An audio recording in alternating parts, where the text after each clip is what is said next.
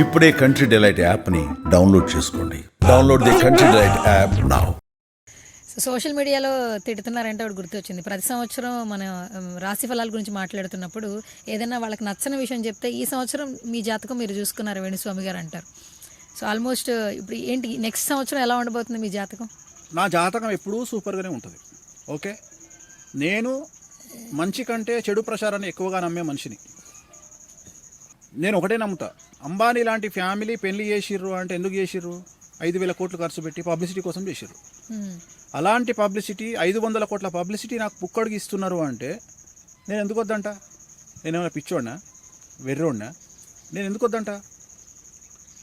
డబ్బులు ఇచ్చి టీవీలలో ప్రమోట్ చేసుకుంటునే సందర్భం నుండి డబ్బులు లేకుండా నా గురించి మీడియాలో వార్తలు వస్తున్నాయి అంటే నేను ఎంత సంతోషపడతా.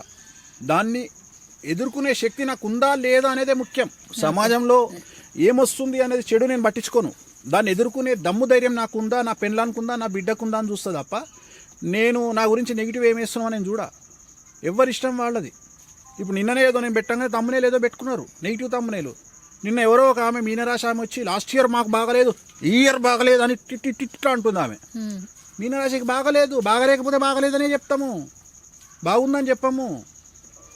నువ్వు తెలుసుకోవాలంటే మా దాంట్లోకి వచ్చి పంచాంగం చదువుకో, శాస్త్రం చదువుకో. మేము 10 ఏళ్ళు కొట్టించుకుంటే ఈ స్టేజ్కి వచ్చినాము, నువ్వు కూడా అట్లే వచ్చి చదువుకొని మాట్లాడు. ఇప్పుడు కెమెరామెన్ ఉన్నాడు, కెమెరా ఎట్లా తీయాలనో నాకెందుకు? నేను నోరు మూసుకొని కూర్చుంటా, ఆయన పని ఆయన చేస్తాడు. అంతేగాని ఆయన దగ్గరికి పోయి నాన్న కెమెరా యాంగిల్ తప్పు నాన్న అని నేను చెప్పింది అనుకో, నా అంత వెదవ ఉండడు.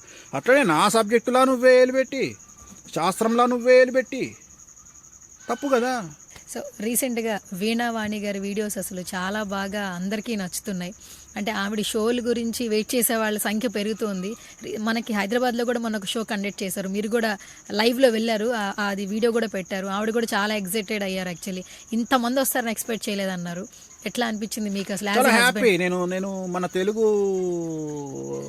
సోషల్ మీడియా, తెలుగు రాష్ట్రాల మీడియాకు నేను మంగళాకాంక్షలు తెలియజేస్తున్నాను. ఎందుకంటే ఇవాళ నేనైనా ఆమెనైనా ఈ స్టేజ్కి రావడానికి ప్రధానమైన కారణం పాజిటివ్ కంటే కూడా మమ్మల్ని నెగిటివ్గా ప్రమోట్ చేసిన జనాల వల్లనే ఈ స్థాయికి వచ్చినాం మేము. ఎందుకంటే నేను చెప్పినట్టుగా నేను చెప్తా, సెలబ్రిటీ కావాలంటే అమీర్పేట్ సెంటర్కి పోయి కుక్కను కొరికితే సెలబ్రిటీ అవుతాడు. ఎందుకంటే కుక్క మనిషిని గరవడం కామన్, కానీ మనిషి కుక్కను గరవడం వెరైటీ. సో అట్లనే అది డబ్బులు ఇచ్చి చేసుకోవాలి. అంబానీ లాంటి వాడు డబ్బులు ఇచ్చి చేసుకున్నాడు. మా అదృష్టం ఏందో కానీ నేను మా ఆవిడ ఇద్దరికి ఫ్రీ పబ్లిసిటీ వచ్చింది. 1 సంవత్సరం నుండి తీసుకుపోయి ఆకాశంలో పెట్టిరు మమ్మల్ని. సో అంతకు ముందు కంపేర్ చేస్తే ఎక్కడికన్నా బయటికి పోతే ఒక సెల్ఫీ దిగే స్టేజ్ నుండి ఇవాళ ఇద్దరం బయటికి వెళ్తే, మొన్న రాజమండ్రికి ఒక ఫంక్షన్కు నేను అటెండ్ అయినా, తను వీణ వాయిస్తుంది, నేను నా గెస్ట్ నా క్లయింట్ వాడు వెళ్ళిన, వాడు స్టేజ్ మీద దిగిన ఫోటోల కంటే నేను కింద దిగిన ఫోటోలు ఎక్కున్నాయి. ఏది పెళ్లి పిల్లగాడు. నేను అనేది ఇదంతా క్రెడిట్ తెలుగు సోషల్ మీడియాకి ఇస్తా, తెలుగు మెయిన్ స్ట్రీమ్ మీడియాలో కొంతమందికి ఇస్తా. బట్ భగవంతుడు డిసైడ్ చేసిండు. ఎందుకంటే అమ్మవారు డిసైడ్ చేస్తుంది. కాంట్రవర్సీ దేవత, ఉగ్రదేవత వామాచారంలో ఉంటుంది కాబట్టి, అరే నువ్వు కాంట్రవర్సీగా పోతావు బిడ్డ అన్నది నన్ను కాంట్రవర్సీని చేసింది. నాకు పేరు వచ్చింది, నాకు డబ్బులు వద్దు, పబ్లిసిటీ కావాలి. పబ్లిసిటీ వచ్చింది, ఇంకా పబ్లిసిటీ వస్తే తీసుకుంటా. ఎందుకంటే పబ్లిసిటీ అనేది ఎంత ఖర్చు పెట్టినా రాదు. అంటే పబ్లిసిటీ ఉత్తగా రాదు, ఖర్చు పెడితేనే వస్తుంది. కానీ డబ్బులు కష్టపడితే డబ్బులు వస్తాయి. డబ్బులు ఇప్పుడు జూబ్లీస్లో ఉన్న వాళ్ళందరూ డబ్బులు ఉన్నాయి, మనకు ఎవరు తెలియదు. తెలుసా ఎవరన్నా? తెలియదు. ఇప్పుడు నేను ఒక సింపుల్ ఎగ్జాంపుల్ చెప్తా. మహేష్ బాబు రేంజ్ రోవర్ కార్లో వచ్చిండు అనుకో, మీరు రేంజ్ రోవర్ కార్లో తిరుగుతున్నారు కదండి. నేను అదే చెప్తున్నామ్మా. ఇప్పుడు మహేష్ బాబు రేంజ్ రోవర్ అంటే నేను మరీ అతిశయోక్తి అవుతుంది. మహేష్ బాబు రేంజ్ రోవర్ కార్లో దిగిండు అనుకో, మహేష్ బాబుని చూస్తారా, కార్ను చూస్తారా? మహేష్ బాబుని అయితే చూస్తాం మేము. ఎస్. అదే ఒక అనామకుడు రేంజ్ రోవర్ కార్లో పోయిండు అనుకో, ఎవరిని చూస్తారు? రేంజ్ రోవర్ని చూస్తాం. సో నేనేమంటే బ్రాండ్ ఫస్ట్ బిల్డ్ చేసుకో, నీ బ్రాండ్ నువ్వు బిల్డ్ చేసుకో. అట్లనే నా బ్రాండ్ నేను బిల్డ్ చేసుకున్నా, నా పెళ్ళాం బ్రాండ్ బిల్డ్ చేసుకున్నాం. సో అందుకని ఏంటంటే నువ్వు ప్రశ్న అడగకముందే చెప్తున్నా, వేణుస్వామి జాతకం బాగుంటే జాతకాలు చెప్పుకుంటాడు. వేణుస్వామి జాతకం బాగుంది కాబట్టి జాతకాలు చెప్పుకుంటుండు. వేణుస్వామి సమస్యను బయటపడాలో తెలుసు కాబట్టి పూజలు చేస్తుండు. సో వేణుస్వామి బయటపడ్డాకనే వేరే వాడికి బయటపడేటట్టు పూజలు చేస్తున్నాడు. అర్థమైందా? సో అందరూ రాజభోగులు కాదు. రిజర్వ్ బ్యాంక్ గవర్నర్ సంతకం మాత్రమే పెడతాడు పేపర్ మీద, అంతేగాని సంఖ్య పైసలు పెట్టుకొని ఇంటికి పోడు, మనకిస్తాడు పైసలు. సమాజంలో మన భారతదేశంలో తిరిగే డబ్బులన్నీ రిజర్వ్ బ్యాంక్ గవర్నర్ సంతకం పెడితేనే వస్తాయి. కానీ ఆయన సంతకం పెట్టే అథారిటీ ఉంది కదా, నువ్వు అన్ని తీసుకోపో, లక్షల కోట్లు అంటే తీసుకొని పోరు కదా. సో అది. అయితే ఒక చిన్న ప్రశ్న గురువు గారు, ఇప్పటి వరకు ఏ ఆస్ట్రాలజర్ అయినా రేంజ్ రోవర్ కార్లో తిరుగుతున్నారా? నేను కష్టపడి తిరుగుతున్నామ్మా. నేను ఈ ప్రశ్న అడగకుండా ఉండడానికే తిరుగుతున్నా. ఇప్పుడు నువ్వే అంటావు నీ జాతకం బాగుంటే నువ్వు రేంజ్ రోవర్ కార్ డబ్బులే లేవు నీకు అంటావు. రేంజ్ రోవర్లో తిరుగుతున్నావు కాబట్టి రేంజ్ రోవర్ అంటారు. నేను అదే చెప్తున్నా, డబ్బు లేకపోతే లేదందిస్తారు, ఉంటే ఉన్నదందిస్తారు. నాకు అవన్నీ అనవసరం సమాజంలో. నేను ఆన్సరబుల్ ఉండాలనుకుంటే ఆన్సరబుల్ ఉంటున్నా, ఎదుగుతున్నా. అందరిలాగా దాచిపెట్టుకొని తిరగాల్సినటువంటి అవసరం నాకు లేదు.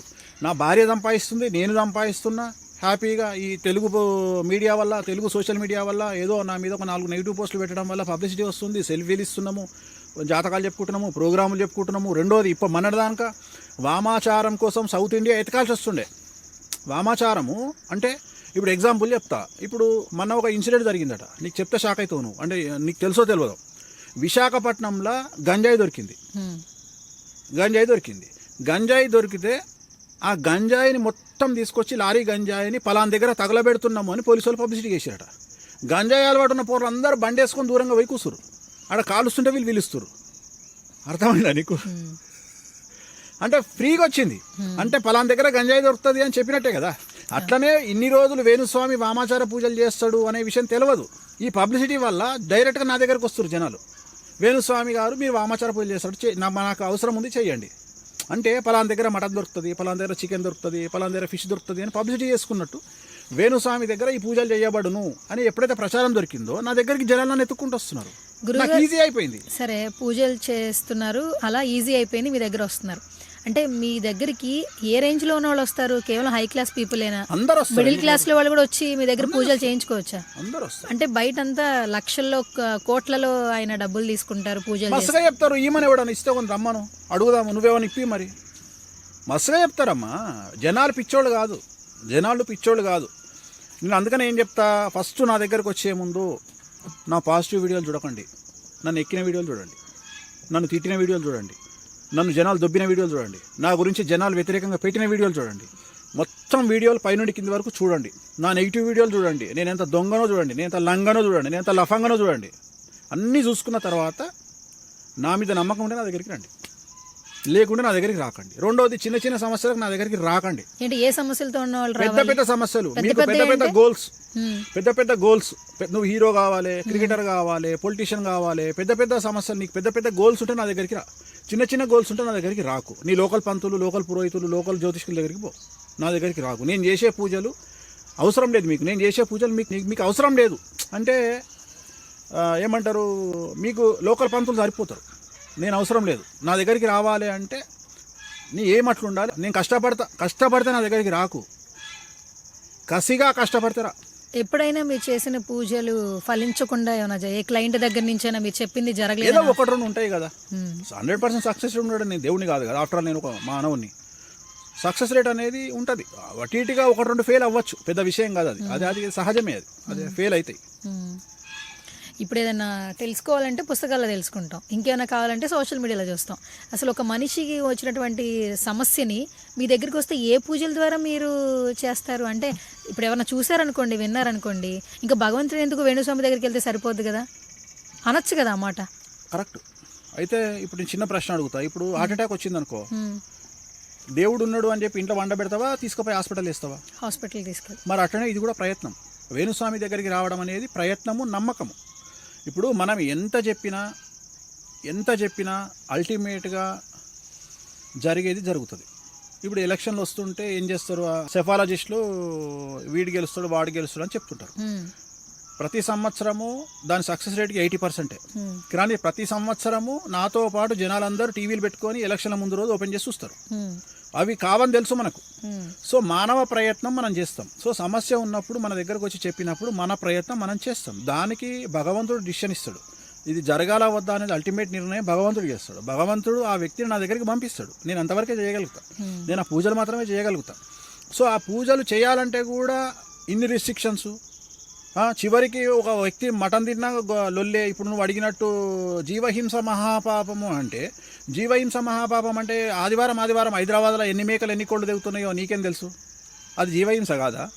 నువ్వు తింటేనేమో జీవహింస కాదు, ఓన్లీ అమ్మవారి దగ్గరకు వచ్చే వరకు జీవహింస అయ్యింది నీకు. అంతేగా నువ్వు చెప్పేది?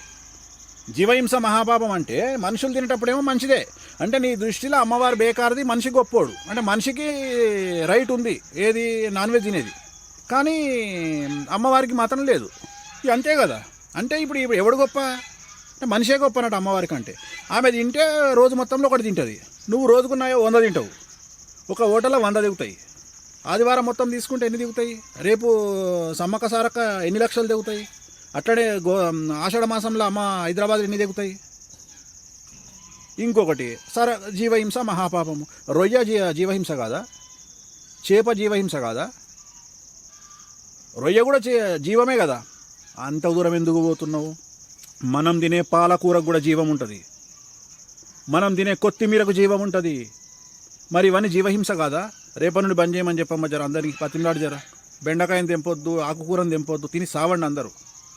అంటే ఇవన్నీ లాజికల్గా మాట్లాడడానికి పనికొస్తాయి, ఎదుటి వ్యక్తిని ఇరుకున పెట్టడానికి పనికొస్తాయి, కానీ నడవడానికి, జీవితంలో ముందుకు నడిపించడానికి పనికిరావు.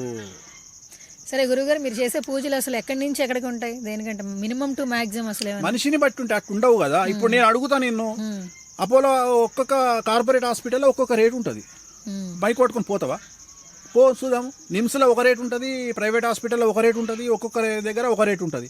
అంత దూరం ఎందుకు పోతున్నావు? మన దగ్గర ఉన్న ఛానల్లో, ప్రైమ్ టైం ఛానల్లో 7 గంటలకు 6:30కు కావాలంటే ఒక ఛానల్కి ఒక రేటు ఉంటుంది, ఇంకో ఛానల్కి ఇంకో రేటు ఉంటుంది. ఎందుకుంటాయి మరి? అన్ని ఛానల్కి ఒకటే రేటు ఉండాలి కదా. అంటే ఇన్ని రోజులు కష్టపడి ఆ పిఆర్ మెయింటైన్ చేసి ఆ క్వాలిటీ నెంబర్ 1 బ్రాండ్ తెచ్చుకుంటేందుకు బట్ ఆ కష్టం ఉంటుంది కదా, దానికి ఇవ్వాలి. సో బ్రెయిన్తోని కష్టపడేవాడికి పేరు. అంత దూరం ఎందుకు పోతున్నావు? అడ్వకేట్లు అందరూ హైకోర్టులో చాలామంది ఉన్నారు, ఢిల్లీ హైకోర్టులో, సుప్రీంకోర్టులో చాలామంది ఉన్నారు. మరి ఒక్కొక్క హైకోర్టు, ఒక సుప్రీంకోర్టు అడ్వకేటు గంటకు 50 లక్షలు తీసుకుంటాడు. మన ఆంధ్రప్రదేశ్లో వాదించడానికి వచ్చిన ఆయన గంటకు 25 లక్షలు తీసుకున్నాడు. మరి గాదే కదా నువ్వు చదివిన పుస్తకం, నీకు 25 లక్షలు ఎందుకు? 250 రూపాయలు సరిపోదా? ఎందుకు ఇస్తున్నావు మరి? తప్పే కదా. అంతే. లోకల్ వెంకటేశ్వర స్వామి దగ్గర ఒక ఖర్చు, తిరుపతి వెంకటేశ్వర స్వామి దగ్గర ఒక ఖర్చు. తిరుపతికి పోవాలంటే 1,00,000 రూపాయలు ఖర్చు అవుతుంది ఒక ఫ్యామిలీ పోవాలంటే. దిల్సుఖ్నగర్ వెంకటేశ్వర స్వామి దగ్గరికి పోయినాం అనుకో 10 రూపాయలలో అయిపోతుంది. ఓకే.